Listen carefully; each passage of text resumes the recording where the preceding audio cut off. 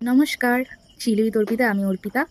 তোমাদের সাথে আরেকটি নতুন ভ্লগ শেয়ার করতে আসলাম। আজ ছিল 30 ডেজ মিনি ভ্লগ চ্যালেঞ্জের ডে 5।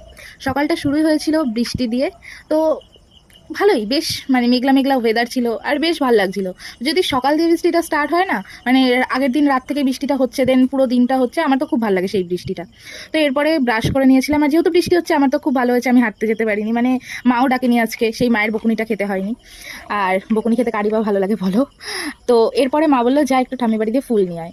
আমাদের বাড়িতে এখন গাছ অনেকই কমে গেছে, রোদ পড়ে না যেহেতু, সেই জন্য।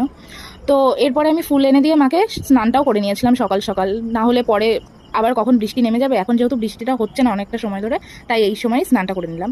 তো স্নান হয়ে গেছে, তাই ভাবলাম একবারে পুজোটা দিয়ে দিই, তাহলে মার অনেকটা কাজে সুবিধা হবে।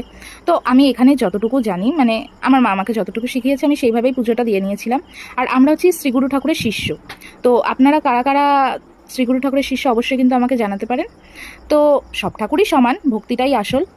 এরপরে আমি কি করব, এরপরে পুজোর পরে নেমে গেছিলো বৃষ্টি। তো ঘরের মধ্যে বসে জানলা দিয়ে বৃষ্টি দেখছিলাম, আর সাথে ডিটক্স ওয়াটারটা খাচ্ছিলাম।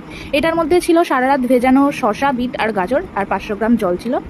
তোমরা কিন্তু আমাকে সাজেস্ট করতে পারো যে কি আর কোনভাবে আমি ডিটক্স ওয়াটার বানাতে পারি, তাহলে আমি সেটা বানিয়ে তোমাদের সাথে শেয়ার করবো যে কীরকম কী খেতে লেগেছিলো, আর কীরকম রেজাল্টটা এসেছিলো। তো আমার ভিডিওটা আজকে এইটুকুই। যদি ভিডিওটা ভালো লাগে অবশ্যই like, comment, share and subscribe করে আমার পাশে থেকো।